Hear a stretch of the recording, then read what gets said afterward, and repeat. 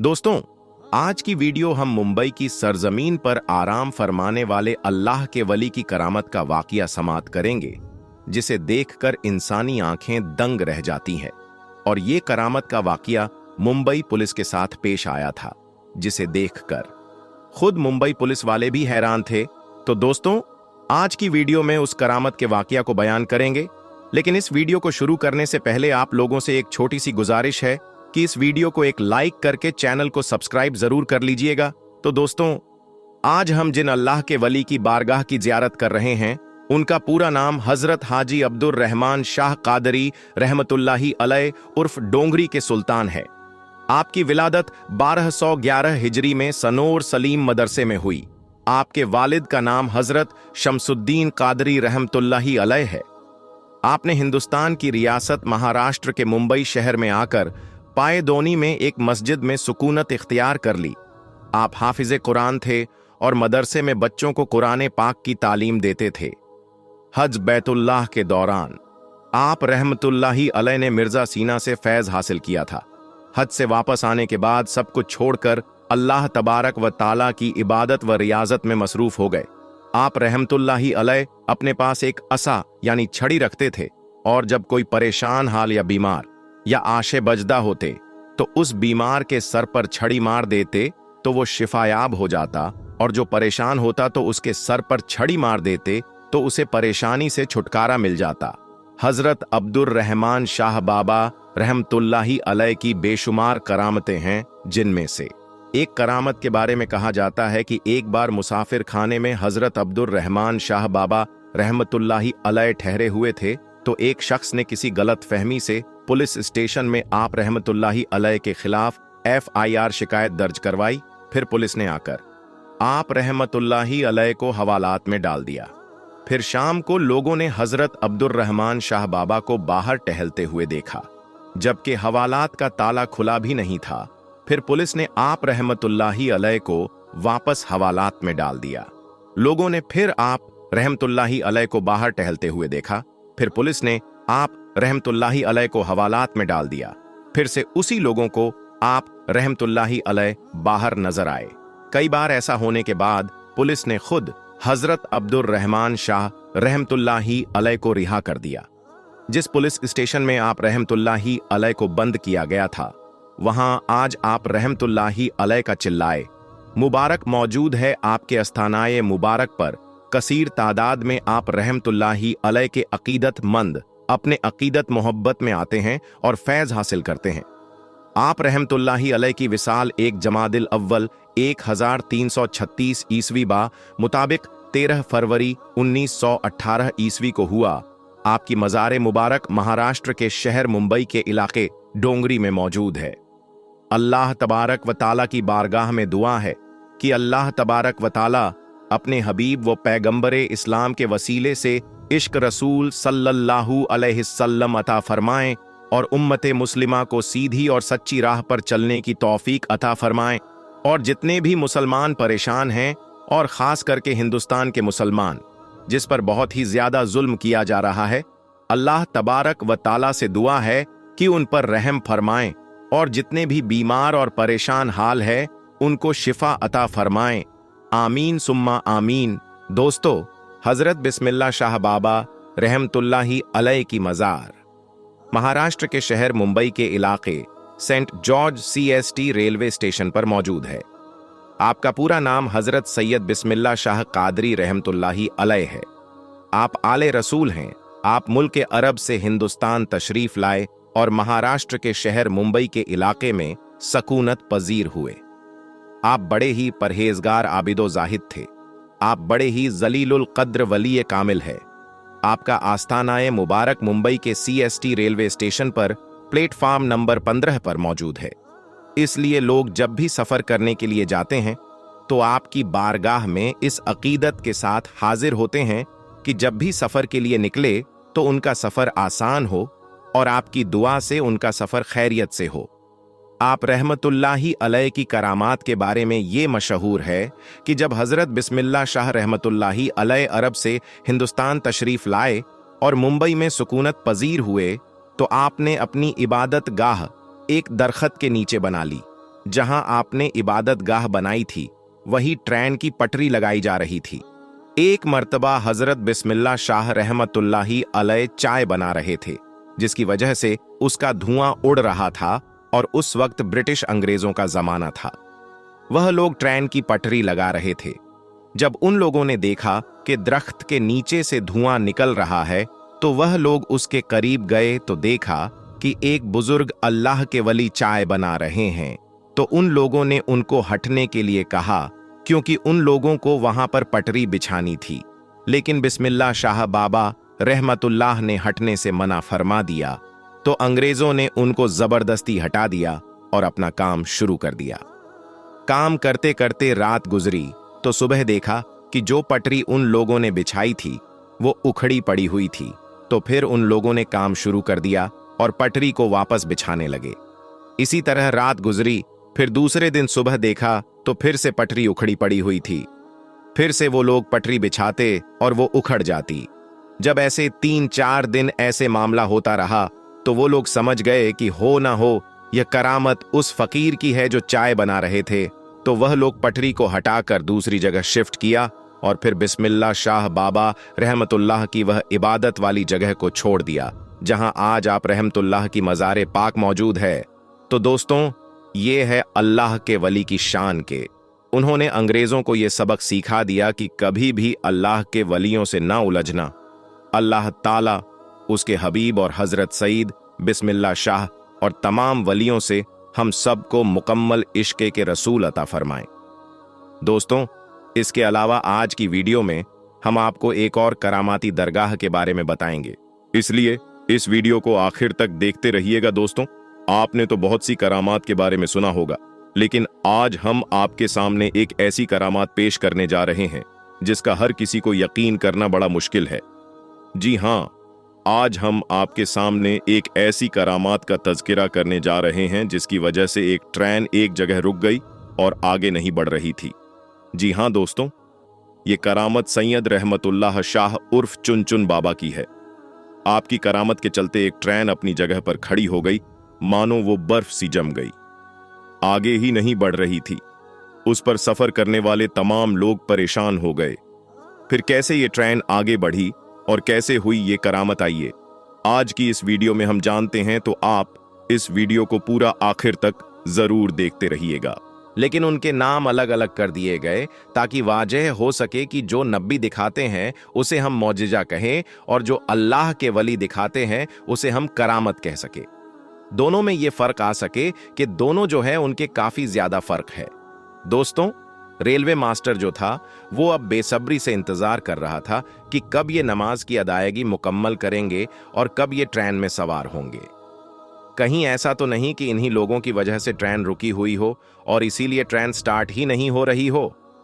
दोस्तों, थोड़ी देर के बाद जब अल्लाह के वली ने और साथ साथ उनके चंद साथियों ने जब नमाज की अदायगी मुकम्मल कर लिया तो ऐसे वक्त में स्टेशन मास्टर जो था वो आपके करीब आया और आकर कहने लगा कि आपका अंदाज और आपकी इबादत को देखकर मैं बहुत मुतासिर हुआ हूं और यकीनन मुझे पूरा यकीन है कि हमारी ट्रेन इसीलिए स्टार्ट नहीं हो रही है क्योंकि आप नमाज की अदायगी कर रहे हैं, इसीलिए आप जल्द से जल्द ट्रेन में सवार हो जाएं। मुझे यकीन है कि आपके कदम रखते ही ट्रेन चलना शुरू हो जाएगी। और दोस्तों, यकीनन ऐसा ही हुआ। जैसे ही उन्होंने अपने कदम मुबारक ट्रेन के ऊपर रखे, ऐसे में वो ट्रेन जो थी वो चलना शुरू हो गई।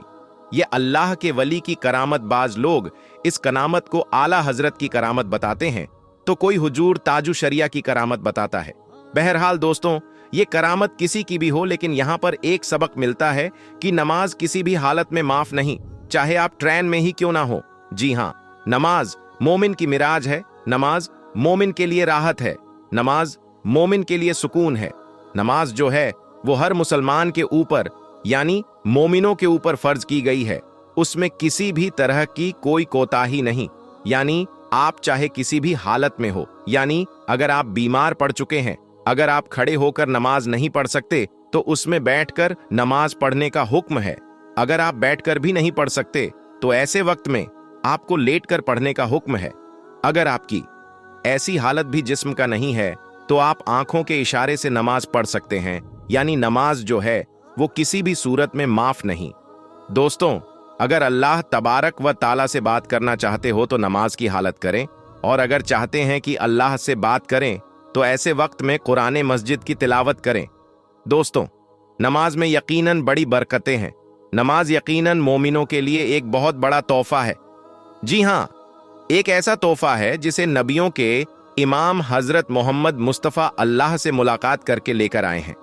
यानी तमाम चीजें जो है वो आपको दुनिया में ही दे दी गई हैं, लेकिन नमाज एक तोहफा है जो अल्लाह ने अपने महबूब को अपने पास बुलाकर अता किया। तो यकीनन ये एक बहुत बड़ी नियामत है हमारे लिए। यकीनन नमाज हमें 5 वक्त की अदा करनी है, लेकिन दोस्तों, नमाज के बड़े करिश्मे भी हैं। दोस्तों, अगर आपको मालूम हो तो जो नमाज पढ़ते हैं वो यकीनन हमेशा पाक ही रहते हैं। जो नमाज पढ़ते हैं उनके चेहरे पर नूर रहता है। जो नमाज पढ़ते हैं उनके जिस्मानी बीमारियां जो है उनसे कोसों दूर रहती है। यहां तक कि जो नमाज पढ़ते हैं वो हर तरीके की बुरी बलाओं से दूर रहते हैं, हर तरीके की गंदी चीजों से दूर रहते हैं। दोस्तों, यकीनन नमाज में बड़ी बरकतें हैं। जो पढ़ते हैं उनसे जाकर पूछिए कि नमाज में कितना सुकून है। आज दुनिया वाले दर दर भटक रहे हैं, उन्हें थोड़ा सुकून मिल जाए। लेकिन दोस्तों, अल्लाह तबारक व ताला ने फरमाया कि अगर तुम्हें सुकून चाहिए तो नमाज पढ़ो, मस्जिद की तरफ आओ। लेकिन आजकल के मुसलमान इन तमाम ही चीजों से कोसों दूर हैं। प्यारे दोस्तों, आज हम आपको एक ऐसा इबरतनाक वाकया सुनाएंगे जिसे सुनकर आप जरूर सबक हासिल करेंगे। गरीब माँ बाप की इकलौती बिगड़ी हुई बेटी जो कि हर वक्त गाने सुनने की शौकीन थी, उसे अल्लाह पाक ने कैसे इबरत का निशान बनाया। आइए देखते हैं ये सबक अमोज वाकया। किसी गांव में एक आलिम साहब थे। उनका नाम अब्दुल कलाम था और अपनी बीवी फातिमा के साथ रहते थे। बड़ी मन्नत और मुरादों के बाद उनको अल्लाह पाक ने एक ही बेटी अता की थी। अब्दुल कलाम अपनी बेटी से बहुत ही मोहब्बत करता था। दोनों मियाँ बीवी ने बड़े लाड़ प्यार से अपनी बेटी को पाला। उनकी बेटी का नाम ज़ैनब था, जो कि बचपन से ही बहुत खूबसूरत थी। जब भी वह मीठी मीठी बातें करती तो वो दोनों मियाँ बीवी अपनी बेटी की इन मीठी मीठी बातों से बड़ा खुश होते। वक्त गुजरता गया, बेटी थोड़ी बड़ी हो गई। एक दिन अब्दुल कलाम जब नमाज पढ़कर घर वापस आया तो क्या देखता है कि उसकी बेटी ने बहुत सारा मेकअप किया हुआ है। तो अब्दुल कलाम को इस बात पर बड़ा गुस्सा आया। उसने अपनी बीवी को कहा, आए अल्लाह की बंदी, समझाओ अपनी बेटी को, ये क्या उसने हरकतें शुरू कर दी। इकलौती बेटी होने का ये मतलब नहीं कि ये इस तरह की गंदी हरकतें करें। तुम उसे पर्दे की नसीहत करो, ये पर्दा किया करे, ना कि ये फैशन करके बाहर घूमे। आलिम साहब की बीवी को इस बात का बहुत गुस्सा आया कि उसने उसकी लाडली बेटी को डांट दिया। उसने शौहर को तो कुछ ना बोला, लेकिन बेटी का हाथ पकड़कर नाक फुलाए हुए अंदर चली गई। अब्दुल कलाम कहने लगा, देख लेना, एक दिन तुम जरूर पछताओगी। अगले दिन अब्दुल कलाम काम के सिलसिले में चला गया। जाते वक्त अब्दुल कलाम अपनी बेटी का माथा चूमने लगा और कहने लगा, बेटी हमेशा खुश रहो, बस कुछ अरसे की बात है, फिर मैं घर वापस तेरे पास लौट आऊंगा। बस तुम माँ बेटी अपना ख्याल रखना। ऐसे ही वक्त गुजरता गया। एक दिन ज़ैनब की माँ घर का कुछ काम कर रही थी तो अचानक बेटी अपनी माँ के पास आई और कहने लगी, माँ, मुझे मोबाइल लेना है। मेरे साथ की जो लड़कियां हैं कॉलेज में अपने साथ मोबाइल लेकर आती हैं, इंस्टाग्राम पर रील भी बनाती है, गाने सुनती है, तो मेरा भी दिल करता है कि मैं भी मोबाइल लूं। जब इतनी बात माँ ने सुनी तो माँ के तो पैरों तले से जमीन खिसक गई। माँ बोली, बेटी ये तुम क्या कह रही हो? पहले भी तुम्हारे बाप को तेरा मेकअप करना बिल्कुल पसंद नहीं, इसी वजह से तेरे बाप ने मुझे डांटा था। लेकिन माँ की बात सुनकर ज़ैनब को बहुत ही ज्यादा गुस्सा आया। अपनी माँ को बोली, माँ, मुझे नहीं पता, ना तो मैं कुछ खाऊंगी, ना पीऊंगी, ना कोई घर का काम करूंगी और ना ही कॉलेज जाऊंगी। चाहे जो मर्जी कर लो, जब तक आप मुझे मोबाइल नहीं लेकर देंगी मैं कोई काम नहीं करूंगी। मुझे हर हाल में मोबाइल लेना है। इतना कहकर वह रोने लगी। उसकी माँ को उस पर बड़ा तरस आया क्योंकि उनकी कोई और औलाद ना थी, उनकी यह एक ही तो बेटी थी। फिर ज़ैनब की माँ उसके पास आई और बोली, बेटा, अल्लाह का वास्ता खाना खा लो, तुम्हारी तबीयत खराब हो जाएगी। चलो मैं तुम्हारे आगे हार मान लेती हूं, मैं तुम्हें मोबाइल लेकर दूंगी, बल्कि हम आज ही तुम्हारा मोबाइल लेकर आएंगे। ये बात सुनते ही ज़ैनब के चेहरे पर मुस्कुराहट आ गई। इसके बाद दोनों माँ बेटी बाजार चली गई और जैनब की माँ ने उसे नया मोबाइल खरीद दिया। अब तो जैनब बहुत ही ज्यादा खुश थी, क्योंकि उसकी इतनी बड़ी ख्वाहिश जो पूरी हो गई थी, जो कि नामुमकिन थी। उसका बाप तो उसे कभी भी मोबाइल ना लेकर देता, लेकिन उसकी माँ उसकी जिद के आगे हार गई थी। और अब आगे क्या होने वाला था, ये आप लोग जरूर सुन के जाइएगा। जैनब ने जब घर आकर मोबाइल को डब्बे से निकाला तो उसकी माँ खुशी खुशी पास बैठकर बोली, बेटा ये मुझे भी दिखाओ किस तरह का होता है। तो जैनब के तो फौरन ही तेवर बदल गए।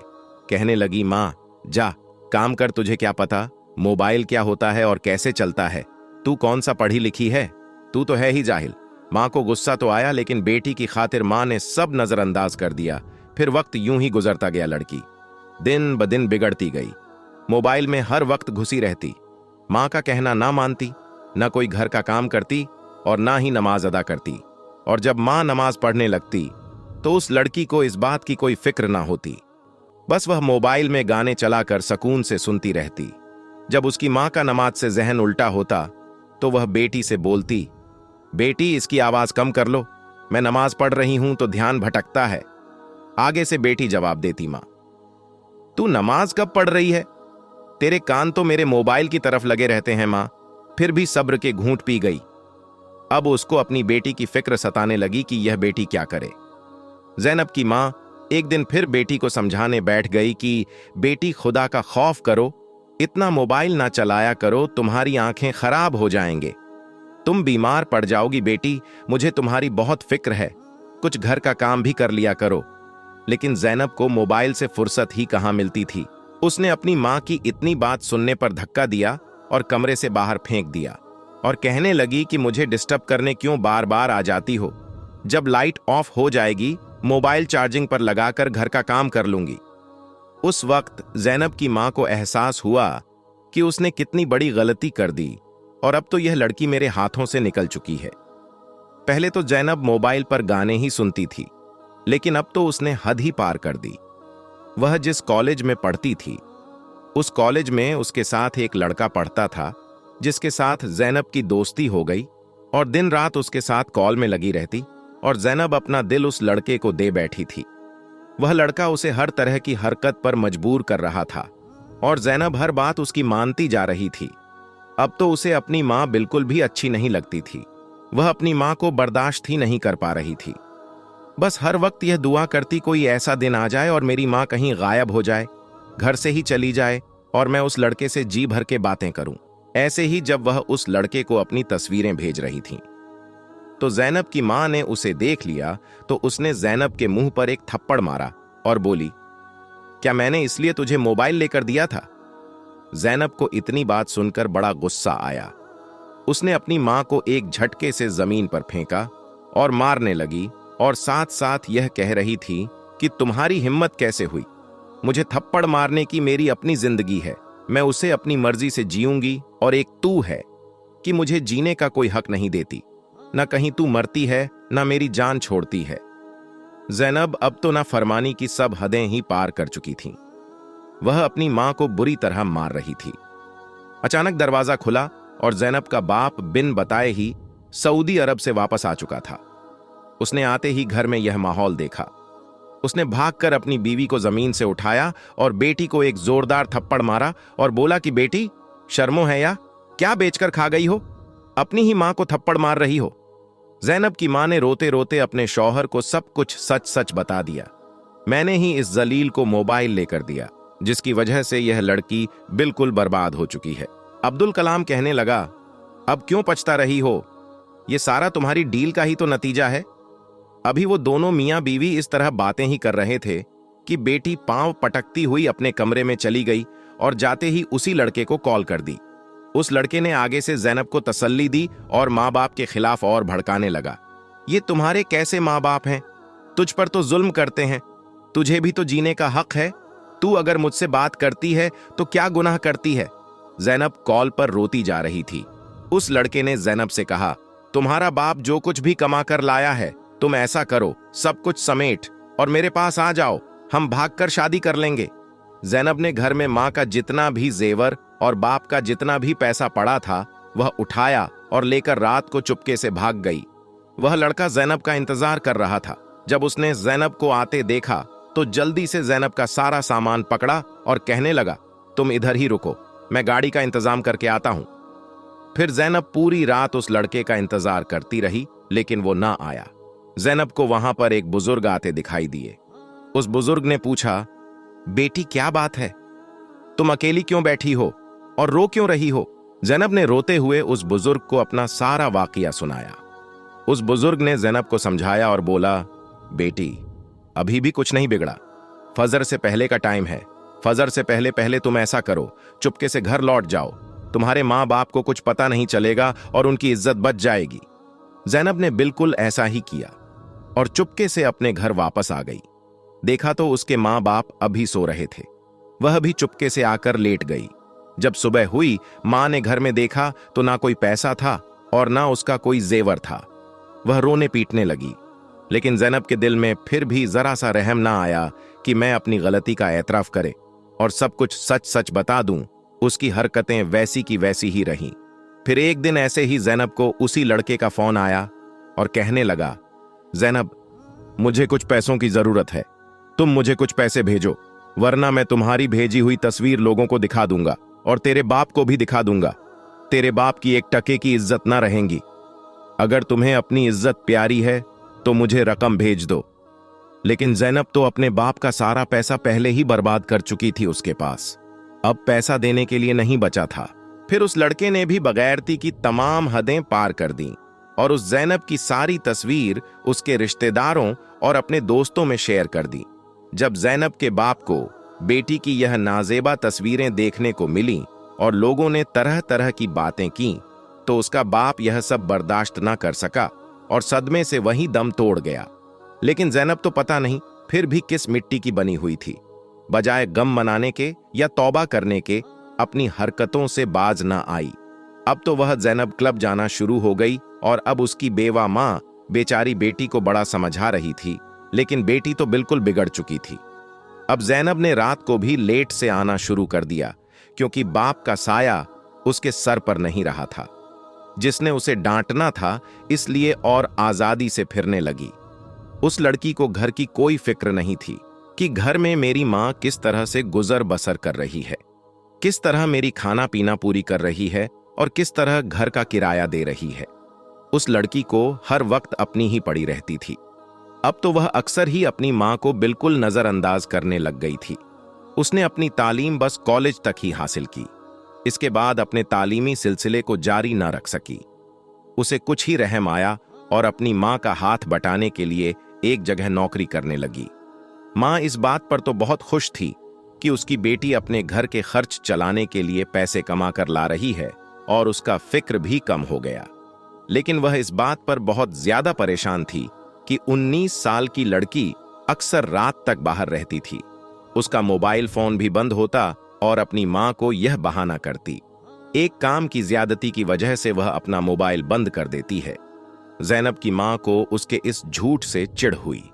जैनब की माँ और ज्यादा परेशान रहने लगी थी और उसने एक बार फिर से सोचा, मैं किसी तरह अपनी बेटी पर नजर रखूं ताकि यह दोबारा पहले वाली गलती का शिकार ना हो जाए। इसलिए अपने घर के बाहर एक सीसीटीवी कैमरा लगवा दिया और रोजाना सुबह उठकर वह वीडियो देखती और चेक करती कि रात को उसकी बेटी कितने बजे घर आई थी।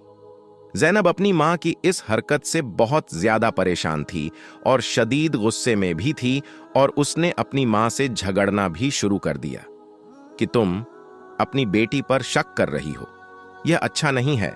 लेकिन जैनब की मां ने वह कैमरा लगाए रखा और रोजाना की बुनियाद पर यही चेक कर रही थी कि उसकी बेटी रात को किस वक्त घर लौटती है। एक रोज जैनब अचानक गायब हो गई। मां को उसी बात का डर था और वही हुआ। जैनब की मां अब कई दिन तक उसका इंतजार करती रही। न जैनब को घर वापस आना था और ना ही वह आई। जैनब की मां की हालत अब खराब होने लगी थी और उसने बदनामी के डर से किसी से भी इस बात का जिक्र न किया कि मेरी बेटी घर से भाग गई है। उस दिन जैनब की मां अपने घर के दरवाजे पर खड़ी थी। अपनी बेटी की राह देखते देखते अचानक बेहोश होकर गिर पड़ी। मोहल्ले वालों ने वालिदा को उठाया और हॉस्पिटल में एडमिट कर दिया। लोगों ने यह भी बात नोटिस किया कि वालिदा के अस्पताल पहुंचने पर भी वह हॉस्पिटल नहीं पहुंची। और ना ही जैनब अपने घर में मौजूद थी। मोहल्ले वालों ने इस बात को गंभीर मामला जानकर फौरन पुलिस को खबर कर दी। पुलिस जब जैनब के घर पहुंची तो सारा माजरा उनके सामने बयान किया गया। जैनब कई दिन से गायब है। उसकी मां अस्पताल में पड़ी है, जो कि कोमा की हालत में है।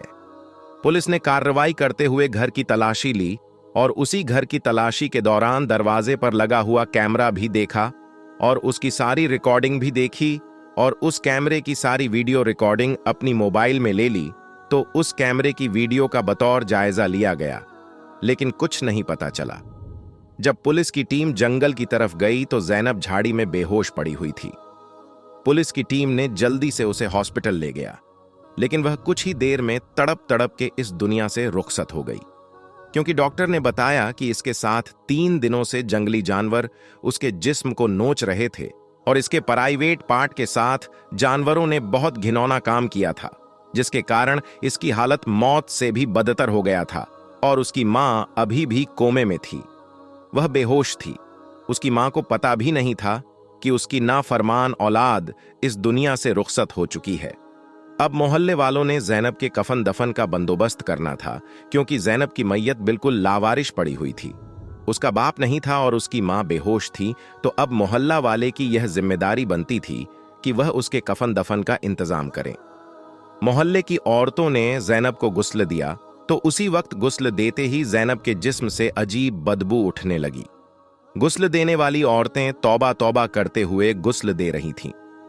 जब वहां से बाहर निकली और बाहर खड़े मर्दों से कहा, मैयत में से बहुत बदबू आ रही है, आप लोग ऐसा करो, बगैर गुस्ल के ही इसको दफन कर दो, क्योंकि कोई भी इंसान इस बदबू में खड़ा नहीं हो सकता।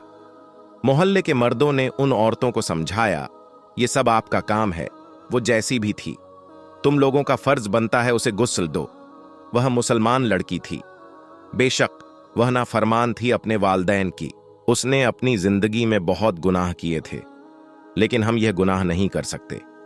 बगैर गुस्ल के उसे दफना दें। आप लोग थोड़ी सी हिम्मत करें, मुंह पर कपड़ा रखकर उसको गुस्ल दें। हमें अपना फरीजा सही तरीके से अंजाम देना है। उसकी मायत लावारिश है और हम एक मुसलमान हैं, हमारा फर्ज बनता है हम उसके कफन दफन का इंतजाम करें।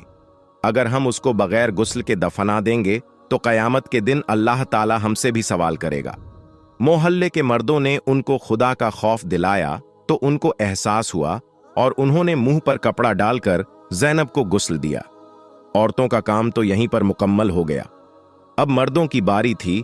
उन पर एक अजीब आजमाइश आ गई थी। जैसे ही उन्होंने जैनब की मैयत को उठाया तो चारपाई इतनी भारी हो गई कि उनसे उठाई ही न जाती थी। सब बहुत परेशान थे। अचानक से बारिश शुरू हो गई। दोपहर का वक्त था और सब लोग बारिश के थमने का इंतजार कर रहे थे ताकि उसको सही तरीके से दफना सके। दोपहर से रात हो गई। बारिश अब तूफानी बारिश में तब्दील हो चुकी थी और बाहर का मौसम ऐसा था कि कोई भी इंसान इस मौसम में बाहर निकलकर जैनब की तदफीन नहीं कर सकता था। सब लोग परेशान थे। 2 दिन मुसलसल बारिश होती रही और इतनी ज्यादा बारिश हुई कि मुमकिन ही नहीं था कोई बाहर निकले। मजबूरन सबने यह फैसला किया कि इमाम साहब से बात की जाए। मोहल्ले के इमाम साहब से बात की कि अब क्या किया जाए। 2 दिन से लड़की की मैयत पड़ी हुई है और मैयत में इतनी ज्यादा बदबू हो गई है कि हम इसके करीब भी नहीं जा रहे। आप ही कोई हल निकाले, आपको दीन का ज्यादा पता है। इमाम साहब ने कहा, मौसम तो खराब है और रात का वक्त है, लेकिन हर हाल में आज रात इस बेचारी को दफना दो। मोहल्ले वालों ने छाता और लाइट का ज्यादा इंतजाम करके उसकी मैयत को उठाया। बहुत मुश्किल से उसकी मैयत उठी। जैसे ही कब्रिस्तान पहुंचे तो बारिश तेज बरस रही थी और जो जैनब की कब्र थी पूरी की पूरी पानी से भर चुकी थी। वो लोग परेशान हो गए और दोबारा से गौरखन ने दूसरी जगह कब्र खोदनी शुरू की, लेकिन वो कब्र भी बारिश की वजह से पानी से भर जाती। वो लोग आधी रात तक इसी कोशिश में रहे कि आज किसी भी हाल में जैनब की मैयत को दफनाना है, वरना उसकी मैयत से बीमारियां फैलने का खतरा था। इतने में वहीं पर एक शख्स आया और उसने कहा कि एक बात कहूं, बुरा ना मनाना, लेकिन मैंने एक ख्वाब देखा है कि जैनब को हम उसके मोबाइल और उसके सॉन्ग सिस्टम के साथ दफना रहे हैं। तभी उसे कब्र में जगह मिल रही है। जब उस शख्स ने अपना यह ख्वाब सबको बताया तो सब परेशान हो गए कि आखिर कैसे ज़ैनब को इन सब चीजों के साथ दफनाया जाए। लेकिन उस शख्स ने कहा कि उसको सिर्फ सच्चे ख्वाब आते हैं, और हकीकत भी यही थी। वह अल्लाह का बहुत ही नेक बंदा था। लोगों ने सोचा कि हम उस अल्लाह के बंदे की बात पर अमल करके देखते हैं, क्या पता उसको जमीन में जगह मिल जाए। लोग उसके घर से उसका मोबाइल और उसका सॉन्ग सिस्टम उठाकर लाए और ज़ैनब की मैयत के ऊपर रख दिया। फिर एक और जगह है, उसकी कब्र खोदी गई। अब पानी थोड़ा कम हो चुका था, बारिश थम चुकी थी और बड़ी मुश्किल से ज़ैनब को जगह मिली। ज़ैनब को कब्र के अंदर रखा गया और कब्र में ही उसका मोबाइल और उसका सॉन्ग सिस्टम भी रखा गया। सबको बहुत अजीब लग रहा था, लेकिन सबको लग रहा था यह उसकी इबरत का वक्त है। जिन चीजों से उसने जिंदगी में मोहब्बत की और उन चीजों की वजह से उसने वालदेन की नाफरमानी भी की, उनको तकलीफ दी, तो यह चीजें वह दुनिया में छोड़कर नहीं जा सकती। उसे उन्हीं चीजों के साथ कब्र में दफना दिया जाए ताकि उसको एहसास हो उसने दुनिया में क्या कमाया और क्या नहीं। फिर अचानक ही एक शख्स की चीख बुलंद हुई। उसने कहा, देखो, इस लड़की की जुबान बाहर आ गई है और उसके कानों से कीड़े निकलने लगे हैं। यह मंजर इस कदर खौफनाक था, वहां पर तमाम मौजूद लोग चीखने लगे, चिल्लाने लगे। उन्होंने कहा, इसको तो मट्टी डालने से पहले ही इस पर आजाब नाजिल हो चुका है। जल्दी करके इस पर मट्टी डाल दो और यहां से भाग चलो, ऐसा ना हो कि इसका आजाब हम सबको लपेट में ले लें। मोहल्ले वालों ने उसकी कब्र पर मट्टी डाल दी और फौरन से वहां से भाग निकले। औरतें तौबा अस्तगफार पढ़ने लगीं। इमाम साहब से जब इस बात का जिक्र किया तो इमाम साहब ने ज़ैनब की मगफिरत के लिए कुरान खानी रखवाया और सबने 3 दिन तक ज़ैनब की मगफिरत के लिए दुआ की। इतने में उसकी मां को होश आया तो उसने सारी हकीकत बता दी। उसकी मां रोने लगी और सबने उसकी मां से कहा, तुम अपनी बेटी को माफ कर दो तो अल्लाह भी उसे माफ कर देगा, वह बहुत आजाब में है। ज़ैनब की मां बहुत रोने लगी और उसने अल्लाह के हुजूर सजदे करके अल्लाह से अपनी बेटी के लिए मगफिरत तलब की और कहने लगी, ए अल्लाह रब्बुल इज्जत, वो मेरी नाफरमान बेटी थी। ए पाक परवरदिगार, तू उसकी मगफिरत फरमा, क्योंकि मुझ में ही तो कमी थी, मेरे से उसकी तरबियत करने में कमी ही हो गई थी।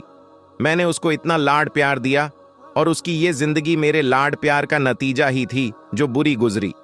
जब उसकी मां ने उसको माफ कर दिया तो फिर इमाम साहब ने कहा, तुम लोग ज़ैनब की कब्र खुदाई करो और वह सॉन्ग सिस्टम और मोबाइल वहां से निकाल दो। यह सही तरीका नहीं है, इस तरह मैयत को नहीं दफनाना चाहिए था। तुम लोगों को पहले मुझसे ये बात पूछ लेनी चाहिए थी। इमाम साहब के कहने पर मोहल्ले वालों ने दोबारा कब्रिस्तान गए। अब धूप निकल चुकी थी और कब्रिस्तान की जमीन खुश्क थी। उन्होंने कब्र कुशाई शुरू कर दी और देखा तो कब्र ठीक ठाक थी और उन्होंने कब्र में मौजूद मोबाइल और सॉन्ग सिस्टम बाहर निकाला और अल्लाह के हुजूर तौबा किया। कब्र में ज़ैनब के साथ उन लोगों को यह सब चीजें नहीं दफनाने चाहिए थीं। फिर अचानक से एक शख्स की नजर ज़ैनब के चेहरे पर पड़ी तो उन्होंने देखा कि उसके चेहरे से आजाब हट चुका है। उसकी जुबान भी सही है, उसका चेहरा रोशन है और लोगों ने महसूस किया उसकी कब्र से अब खुशबू भी आ रही थी। वापस आकर उन्होंने इमाम साहब से यह माजरा बयान किया तो इमाम साहब ने कहा, यह उसकी मां की दुआ थी जो कबूल हो गई, क्योंकि मां की दुआ को जन्नत की हवा इसीलिए कहा जाता है, जब वह औलाद को लग जाए तो जन्नत की हवा की तरह ही लगती है, और ज़ैनब को उसकी मां की दुआ लग चुकी थी। मोहल्ले वालों ने फिर से कुरान खवानी की और ज़ैनब की मगफिरत के लिए दुआ की और सब ने अल्लाह से माफी मांगी कि उन्हें कब्र में मोबाइल और सॉन्ग सिस्टम नहीं डालना चाहिए था। अहले मोहल्ला को एहसास हो गया था कि उन्होंने यह काम करके बहुत बड़ा गुनाह कर दिया, कब्र की और मैयत की बेहुरमती की, इसलिए उन्होंने अल्लाह से माफी मांगी।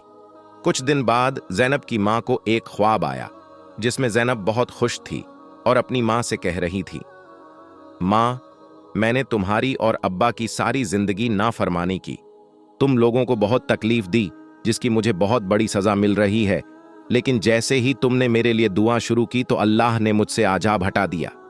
बेशक वालदेन का दर्जा बहुत बुलंद है, काश मैं आप लोगों की नाफरमानी ना करती और आप लोगों की फरमा बरदार होती तो ये जो अजाब मुझे मिला था वह भी ना मिलता। लेकिन मां, तुम्हारी दुआ ने मुझे इस आजाब से बचाया ये ख्वाब सुनकर अहले मोहल्ला खुश हो गए और इमाम साहब ने सबसे कहा, देखो हम लोग सब कितने गुनाहगार हैं, बड़े बड़े गुनाह करते हैं और हमें उसकी सजा भी मिलती है, लेकिन अल्लाह की जात इस कदर मेहरबान है कि जब इंसान को उसकी गलती का एहसास हो जाए तो फौरन से अल्लाह रब्बुल इज्जत उस इंसान को माफ फरमा देता है। ये अल्लाह की रहीमी और करीमी है, वो हमें माफ कर देता है। अगर वह हमें माफ ना करता तो हम तो हमेशा आग में जलते रहते। इसका यह मतलब नहीं कि अल्लाह को रहमान और रहीम समझकर हम गुनाह करते रहे, बल्कि इसका यह मतलब है हमें अल्लाह की फर्माबरदारी करनी चाहिए, उसके रास्ते पर चलना चाहिए। जब हमारा रब हमसे इतनी मोहब्बत करता है तो हमें भी चाहिए हम अपने रब से मोहब्बत करें और उसके फर्माबरदार बन जाएं। प्यारे दोस्तों, उम्मीद करता हूं आज की वीडियो से आपने बहुत सबक हासिल किया होगा, इसलिए अपने फैमिली में भी वीडियो शेयर करें और चैनल को सब्सक्राइब करने के साथ साथ कमेंट में अल्लाहू अकबर जरूर लिख कर जाएं। शुक्रिया।